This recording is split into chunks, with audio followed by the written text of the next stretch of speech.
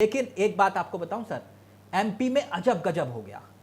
जिस मंत्री के बयान को लेकर पूरी दुनिया में छीछा लदर हुई, पाकिस्तान की मीडिया उस मंत्री का बयान चला रही है और आप कह रहे हो एमपी की पुलिस कह रही है कि भाई उनका बयान नहीं मिल रहा है। मतलब समझ रहे हैं कि एमपी की पुलिस कह रही है उनका बयान नहीं मिल रहा। मैं नहीं कह रहा, अखबारों में रिपोर्ट छपी हुई है कि 2 दिन से पुलिस उनका बयान ढूंढ रही है। मतलब कि जो शख्स सबके सामने खुलेआम और उसके बयान के आधार पर स्वतः संज्ञान लिया, हाई कोर्ट ने, एमपी हाई कोर्ट ने फटकार लगाई, बोले 4 घंटे में इसके खिलाफ एफआईआर दर्ज करो मंत्री के खिलाफ, और उसी बयान के आधार पर सुप्रीम कोर्ट नाराज हुआ और अब 19 तारीख को सुनवाई होनी है और एमपी की पुलिस को बयान नहीं मिल रहा। बताइए सर। तिलक जी देखिए, मैं तो एक बात जानता हूं, जो बयान मंत्री ने दिए वो पब्लिक डोमेन में है। हाँ, इसे तो कोई झुटला नहीं सकता। बिल्कुल नहीं। वो आपके पास भी है, सभी हाँ, के पास है। हाँ। और मुझे नहीं पता ना मैंने मध्य प्रदेश पुलिस के ऐसे कोई बयान देखा जिसमें उन्होंने ये बयान दिया है। अच्छा, दूसरी बात मोहन यादव जी कह रहे कोई इस्तीफा नहीं होगा, आप कह रहे हो, वो कह रहे कोई इस्तीफा नहीं होगा। हड़कारे जो सवाल पूछ रहा है उनसे, मोहन यादव जी बोले कोई इस्तीफा नहीं होगा। नहीं, मैंने कहा, देखिए मोहन यादव जी ने भी कहा है, प्रदेश अध्यक्ष ने कारण बताओ नोटिस दिया है सर। कारण बताओ नोटिस का क्या होता है सर? एक्शन होगा सर। मैं आपको उदाहरण दे दूं, एक्शन होगा। अभी थोड़ा सा उनके खिलाफ एमपी पुलिस ऐसा क्यों कर रही है? क्या इस वजह से कि सुप्रीम कोर्ट से राहत मिल जाए? जितना ज्यादा डिले होगा मामला, उतना ज्यादा चांसेस होंगे कि सुप्रीम कोर्ट में मंत्री जी को राहत मिल जाए। इसीलिए ये सब कुछ हो रहा है कि हमें बयान नहीं मिल रहे। आपके यहां तो सर छुटपैया नेता जाते हैं चौक चौराहे पर, 10 कैमरामैन लेकर साथ चलते हैं सर। 20 साल की पत्रकारिता में मैंने देखा है, एक मामूली सा पार्षद छोड़िए, ग्राम प्रधान भी जो है 10 कैमरामैन साथ लेकर चलता है और कहता है कि 700 फोटो खींचना और 700 की 700 फोटो सोशल मीडिया पर डाल देना। और आपके मंत्री के बयान को लेकर पुलिस ये कह रही है कि हमें कोई बयान नहीं मिल रहा। तिलक जी, मैं तो इस बात को कह रहा हूं कि ये तो बड़ी हास्यास्पद बात है। ये तो पब्लिक डोमेन में है ये बयान जी। मैंने पुलिस का कोई बयान नहीं सुना इस प्रकार का, जिस प्रकार की आपका खून खौल जाता है। राष्ट्रहित वाले नेता हैं आप तो, है ना? और आपसे बड़ा राष्ट्रभक्त कौन है? जो सवाल करे वो तो राष्ट्रद्रोही है। तो फिर मैं इसलिए जानना चाह रहा हूं, जो वो माननीय आपके मंत्री हैं, क्या विजय शाह हैं, उनका बयान सुन के खून नहीं खौला आपका। और वो देवड़ा जो डिप्टी सीएम हैं, जिन्होंने पूरी सेना को नतमस्तक कर दिया देश के प्रधानमंत्री के चरणों में, तो उनके बयान को लेकर खून नहीं खोलता आपका, वो भी राष्ट्रवादी पार्टी होके। देखिए, कोई भी व्यक्ति हो, चाहे मेरी पार्टी का कोई भी मंत्री हो, विधायक हो, हाँ। और मैं खुले मन से कह रहा हूं, हाँ। ये बात शान भाई नहीं कह सकते, मैं कह रहा हूं, कोई भी व्यक्ति हो अगर मेरे सेना के शौर्य पे कोई सवाल उठाता है तो हम उसे बिल्कुल बर्दाश्त नहीं करेंगे। और मैं आपको इस बात का आश्वस्त करता हूं। नहीं, फिर लोहिया जी एक काम करिए ना, मैं इस बात को आपको आश्वस्त करता हूं। हो पाएगा। एक मिनट सर, एक मिनट।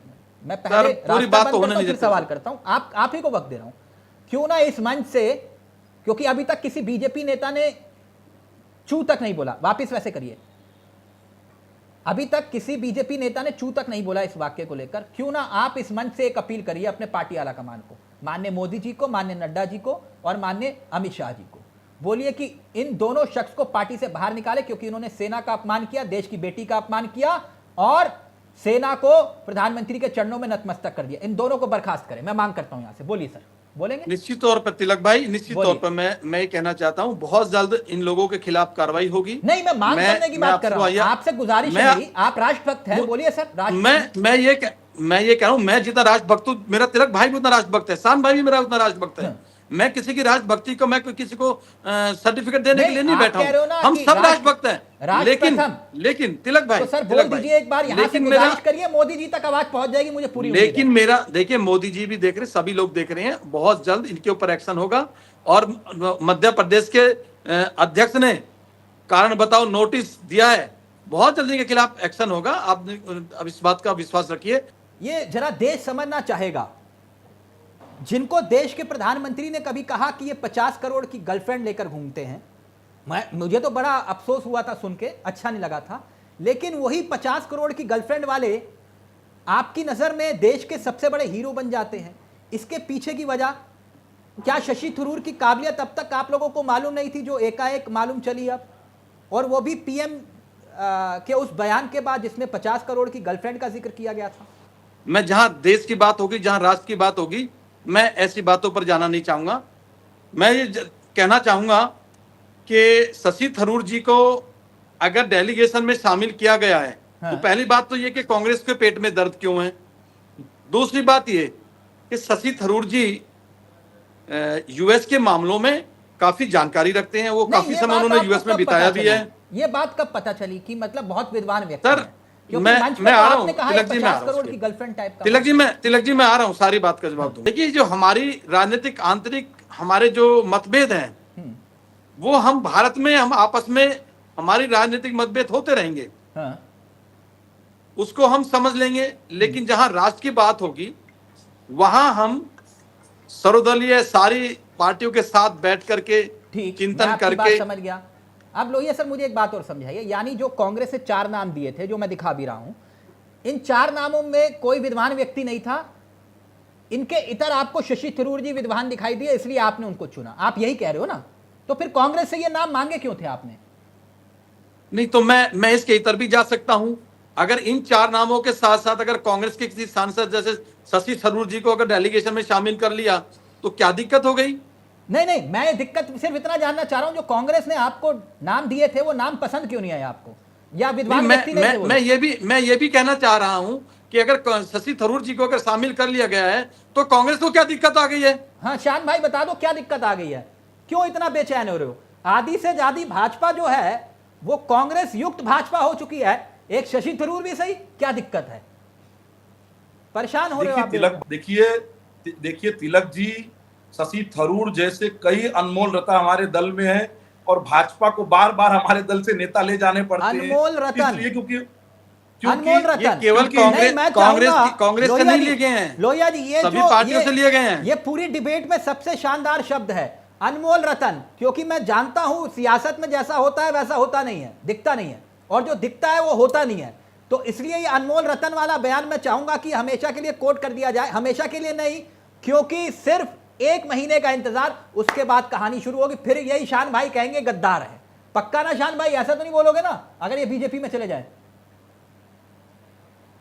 देखिए तिलक भाई, आज मैं अच्छा आचरण कर रहा हूं तो आप भी मुझे सम्मान दे रहे हैं। कल को मैं कोई बुरा आचरण करूंगा तो आप हो सकता है मुझे सम्मान न दें, हाँ। या मेरे लिए आपके विचार बदल जाएं। बात अच्छा नहीं लोहिया आएगी। सर, ये जो डेलीगेशन जाएगा ये पाकिस्तान को बेनकाब करेगा या फिर डोनाल्ड ट्रंप के झूठ को भी बेनकाब करेगा? जो वो सार्वजनिक मंचों पर कह रहे हैं कि भाई ये जो सीज फायर करवाया वो मैंने धमकी देकर करवाया, ट्रेड करते ट्रेड, मतलब व्यापार करो व्यापार, कुछ इस टाइप का मामला। और रोज पिछले 6 दिनों से वो 6-7 बयान तो दे चुके हैं, धड़ाधड़ एक के बाद एक। और मुझे गुस्सा इस बात का है कि वो भारत और पाकिस्तान को एक तराजू पर तोल रहे हैं, और हमारे देश के प्रधानमंत्री से लेकर विदेश मंत्री तक कुछ नहीं बोल रहे ट्रंप को लेकर। तो क्या ये हमारे जितने जो गणमान्य सांसद हैं जिनको आपने डेलीगेशन में चुना, क्या वो ट्रंप को बेनकाब कर पाएंगे, मतलब उनके झूठ को देश के दुनिया के सामने ला पाएंगे?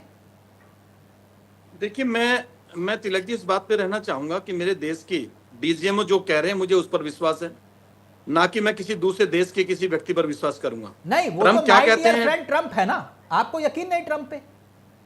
नहीं, ट्रंप अपनी जगह हैं, वो अपनी जगह रहे, लेकिन मैं विश्वास करूंगा मेरे देश के डीजीएमओ पे, नहीं, मैं विश्वास आपकी करूंगा बात मेरी देश ट्रंप की सरकार, सरकार पे, हमने मैं यज्ञ विश्वास किया करूंगा उनके अपनी देश लिए। की सरकार पे। उन ट्रंप के लिए यज्ञ किया इस देश में, और अब की बार ट्रंप सरकार का नारा लगाया हमने। मैं देखिए, जहां मैंने कहा ना, जहां मेरे राष्ट्र की बात आएगी, हाँ। तो मैं विश्वास करूंगा अपनी सेना पे, मैं विश्वास करूंगा अपनी सरकार पे, मैं विश्वास करूंगा अपने डीजीएमओ पे। तो एक काम करिए सर, एक काम करिए सर, यहां से बोलिए कि ट्रंप ने झूठ बोला और मैं चाहता हूं मेरी सरकार बेनकाब करे ट्रंप को।